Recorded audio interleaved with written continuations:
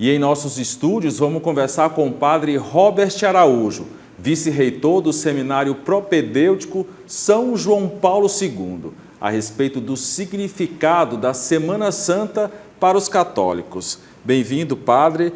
Antes de mais nada, da gente falar do significado da Quaresma, eu gostaria que o senhor explicasse ao nosso telespectador a diferença entre Semana Santa, Quaresma e Páscoa. Muito bem, muito obrigado pela acolhida. Vamos lá, Semana Santa. Vamos iniciar então desta grande semana lembrada por todos e que está no calendário, inclusive civil. É a semana que está ali contido o Tríduo Pascal, que é a quinta-feira, sexta-feira, o sábado, culminando ali no domingo, no dia da ressurreição. São os momentos mais fortes da vida de Jesus Cristo, celebrada pela Igreja. Então é ali que nós vamos celebrar exatamente o lava-pés, a despedida, vamos celebrar ali a paixão do Senhor, o silêncio do sábado e no domingo a sua ressurreição.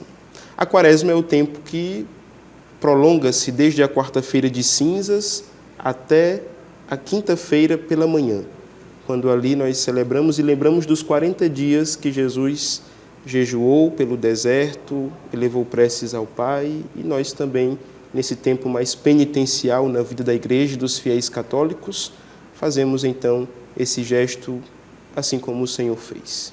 No calendário, a data da Quaresma, ela muda, né, todo ano. Como é que se chega a essa data?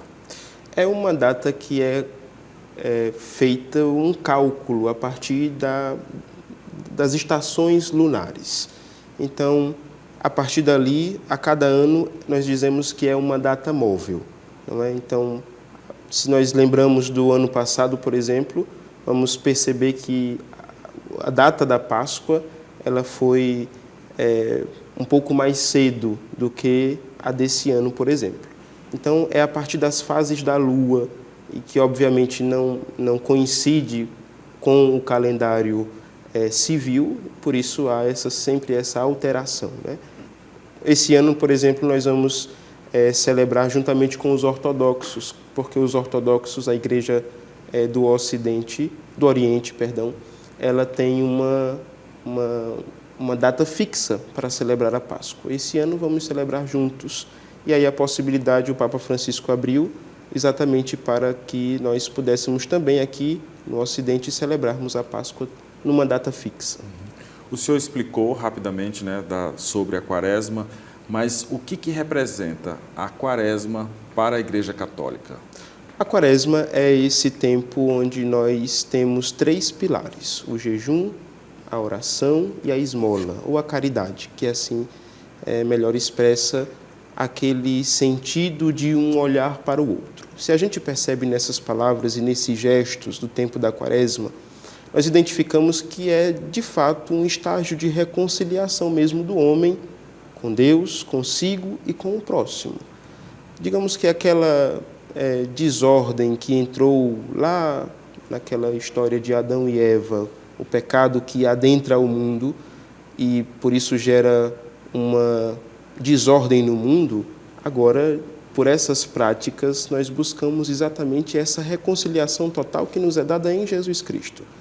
Poderíamos dizer assim que o tempo da Quaresma é exatamente esse tempo em que os católicos aprimoram isso. Aprimoram o jejum, ou seja, uma reconciliação consigo, aprimoram a oração, o seu contato mais íntimo com Deus e, obviamente, aprimoram a caridade com o outro, aquele contato e aquela reconciliação de amizade com aqueles que estão ao nosso redor. Quaresma é tempo de penitência, é tempo de reconciliação, porque lembramos exatamente que aquele que nos criou, nos redimiu por meio de seu Filho, Jesus Cristo, e por isso nós agora olhamos para Ele e vemos que Ele, sendo o modelo e exemplo de homem, nós então nos inspiramos nele para chegar àquela plenitude que Deus quis de nós quando nos criou.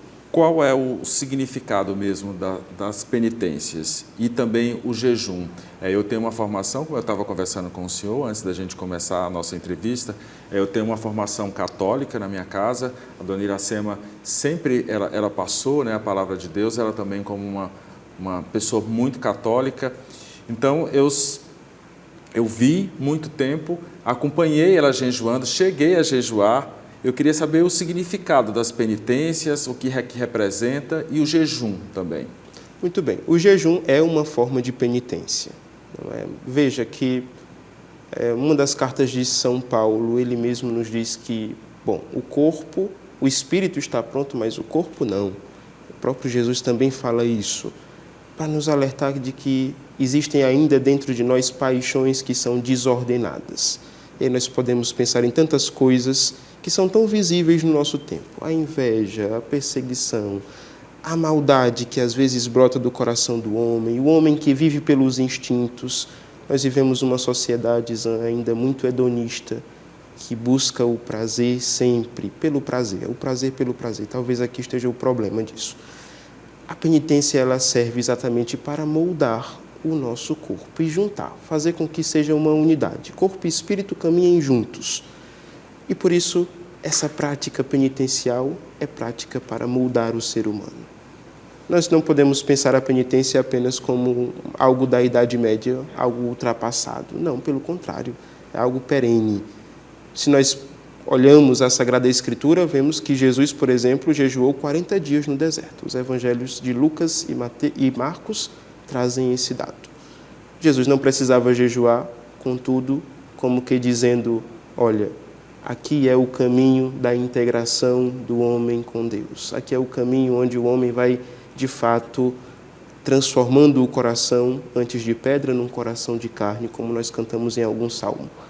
Então, o sentido é exatamente esse, moldar o coração do homem, fazer com que o homem, de fato, pense nas coisas do alto para além daqueles prazeres que são materiais. Por essa razão, por tudo que o senhor falou agora, o senhor considera que a Quaresma seja uma data mais emblemática para a Igreja Católica do que o Natal, que é o nascimento de Cristo? Sem dúvida, a Páscoa. Vamos falar da Páscoa, porque a Quaresma é o tempo de preparação para a Páscoa. A Páscoa é a maior festa cristã. Nós só celebramos o Natal porque antes podemos celebrar a Páscoa. Ou seja, se Jesus, nós costumamos dizer assim, isso pode parecer até muito escandaloso, o que eu vou dizer. Se Jesus tivesse apenas nascido, mas não tivesse morrido na cruz e ressuscitado, a nossa fé seria muito vã. Nós não teríamos razão de crer nele. Mas o fato é que ele morreu, ressuscitou. E é por isso que nós celebramos o Natal. Primeiro a festa da Páscoa e depois a segunda festa, o Natal do Senhor. Elas estão intimamente ligadas, porque vindo a esse mundo, ele morre e ressuscita, e por isso, porque morre e ressuscita, nós podemos celebrar a vinda dele nesse mundo. Mas, sem dúvida, a maior festa é a Páscoa do Senhor. E a Quaresma é esse tempo de preparação que aponta para as alegrias pascais. Certo.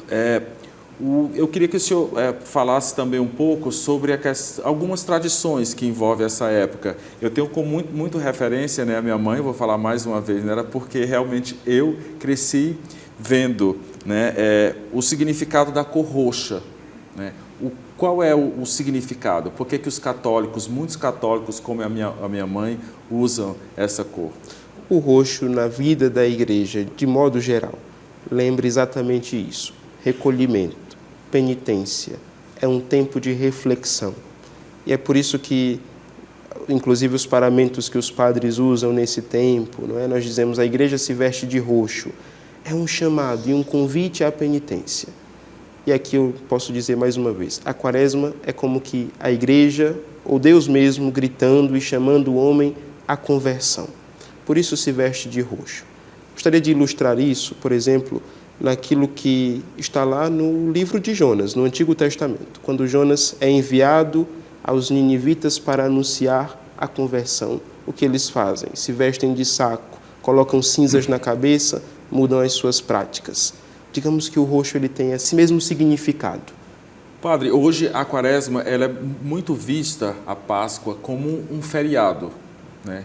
E aí o senhor já mencionou de toda essa importância, né, que é a morte e a ressurreição de Cristo.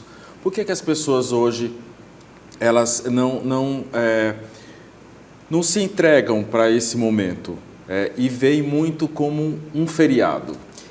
Isso é um grande desafio na vida da igreja, inclusive na vida nossa da igreja no Brasil, mas também aqui na Arquidiocese de Teresina. Dom Juarez tem, inclusive, trabalhado muito com um projeto de iniciação à vida cristã, exatamente porque se entrou na mente dos católicos, especialmente dos católicos que celebram essas datas anuais, o senso de que a Páscoa, ou a Sexta-feira Santa, ou a Semana Santa, é de fato um feriado. Talvez fruto de uma catequese ou de uma falta de entendimento sobre a profundidade do mistério pascal. Porque aqui, como eu disse agora há pouco, é a data mais importante na vida do cristão. Então, digamos que é muito inconcebível, por exemplo, que algum católico nessa data viaje para uma praia, viaje para um lazer.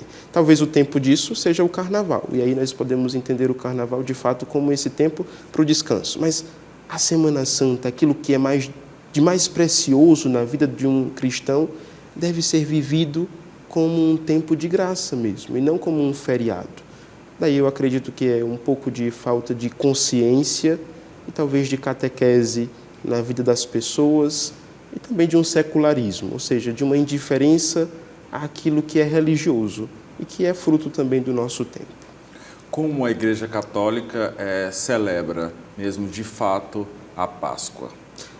Nós temos o Tríduo Pascal, ali a quinta-feira, a sexta-feira, o sábado, com a Vigília Pascal já na noite de sábado, e a Páscoa ela se estende por mais 50 dias.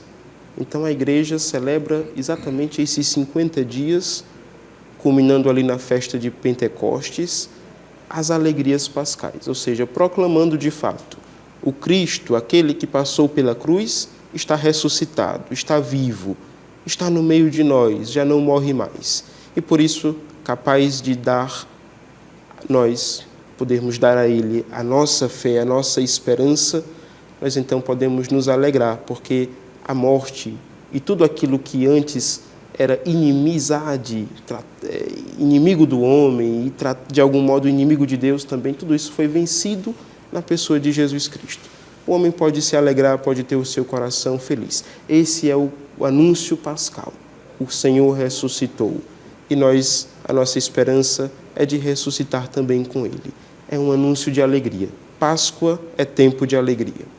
Falando em alegria, tem uma passagem nessa época de Páscoa que é muito bonita. Eu me lembro de criança em Valência, como eu já falei, que eu tenho uma formação católica, que é o Domingo de Ramos.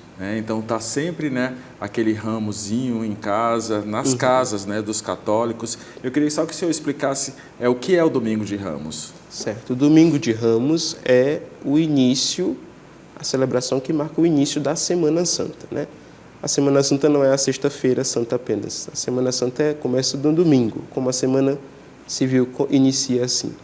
Então, o Domingo de Ramos é a celebração que nós fazemos uma memória dupla, viu, Zé? A primeira coisa é a entrada triunfal de Jesus em Jerusalém, ou seja, Jesus, depois de pregar o anúncio do Evangelho, chega à grande cidade, a cidade de Jerusalém. E ali o Evangelho vai nos dizer que, entrando num jumentinho, as pessoas o aclamavam, hosana nas alturas, não é? Ou seja, como que dizendo, o rei que vem para salvar. E depois, ao mesmo tempo, nós celebramos ali a paixão do Senhor. Naquele dia, naquele mesmo dia, nós já lemos o Evangelho da Paixão. Então, é um domingo que é duplo, como que uma antecipação daquilo que vamos vivenciar na sexta-feira. Celebramos a entrada triunfal de Jesus, mas esse triunfo que, digamos, culmina na sua cruz. Ali ele revela a sua glória, revela quem de fato ele é, o Filho de Deus, aquele que veio para salvar. Tem uma tradição, eu vi muito isso em Valência, na época da minha infância, que é malhar o Judas. O que é isso? Do que se trata? Malhar o Judas, o boneco? Isso está mais para uma piedade popular ou uma tradição muito popular, inclusive nossa, não é? Muito comumente as pessoas carregam consigo esse sentimento, Como que, poderia dizer assim, como que vamos acabar com o mal, Talvez seja muito isso também, está mais no campo popular praticamente, e que virou uma tradição, especialmente na nossa região, do que propriamente religioso. Padre, eu gostaria que, para finalizar, que o senhor deixasse uma mensagem, né, nessa época que é muito emblemática, né, como eu já usei essa palavra, né, que é a Páscoa, a Quaresma, a Via Sacra. Pronto, a Via Sacra. Do que se trata a Via Sacra? Na Via Sacra é também um ato de piedade dos fiéis. Nós então fazemos memória exatamente de toda a estrada, não é, de sofrimento de Jesus, o seu flagelo até a cruz, inclusive também a sua ressurreição. Mas é exatamente fazendo memória dos momentos, ou seja, as etapas das quais Jesus passou, o seu sofrimento, e fazendo memória de que todo esse sofrimento, todo esse derramamento de sangue foi por um único propósito, a salvação e a redenção da humanidade. Meditando a paixão do Senhor, nós então podemos alcançar muitas graças espirituais, porque lembramos exatamente que nós somos comprados a um preço muito alto, ao preço do derramamento do sangue daquele que é de fato o Filho de Deus. Padre, é importante mencionar aqui, estou conversando aqui com um jovem padre, inclusive fez jornalismo, o padre também é jornalista, estudou com a nossa produtora, a Jéssica Salles. Então, e hoje o senhor é vice-reitor propedêutico São João Paulo II. O que é o seminário propedêutico? Então, quais são as suas funções? Dentre as etapas da formação de um padre, existe a etapa inicial, que é justamente onde eu estou trabalhando agora, a etapa do propedêutico. Para fazer entender, né? O candidato ao sacerdócio ele passa por 3 seminários. O seminário propedêutico, depois o seminário de filosofia, que nós chamamos o discipulado, e por fim o seminário de teologia, que chamamos a configuração. A etapa propedêutica é justamente a etapa inicial, ou seja, o vocacionado que é admitido, não é, para trilhar o caminho sacerdotal, então inicia os seus estudos no seminário propedêutico. É uma etapa de 1 ano, mais ou menos 1 ano, onde ali ele vai criando o ritmo da vida de seminário, vai entendendo e discernindo melhor, inclusive, a vocação. É uma etapa inicial. Certo. Então, agora eu queria que o senhor deixasse uma mensagem para o nosso telespectador que está assistindo agora ao programa Peregrinos da Fé, sobre essa época, né? Um momento, né, muito importante para a Igreja Católica, da morte e ressurreição de Cristo. Muito bem. O Senhor é muito bondoso e compassivo, nos trata com amor. E esse tempo de Quaresma é um tempo onde Ele lança um forte grito, um chamado à conversão. É um tempo também de esperança, onde nós podemos olhar exatamente para aquele que se entregou por nós e ter agora a oportunidade de nos entregarmos a Ele, não interessando exatamente as circunstâncias com que nos encontramos agora, mas se entregar e confiar nele. O tempo da Quaresma é esse tempo de mudança, tempo de penitência, mas tempo também de provar do amor de Deus e do seu valor. Vivamos então esse tempo com muita esperança, para celebrarmos assim com alegria o tempo da Páscoa que se aproxima.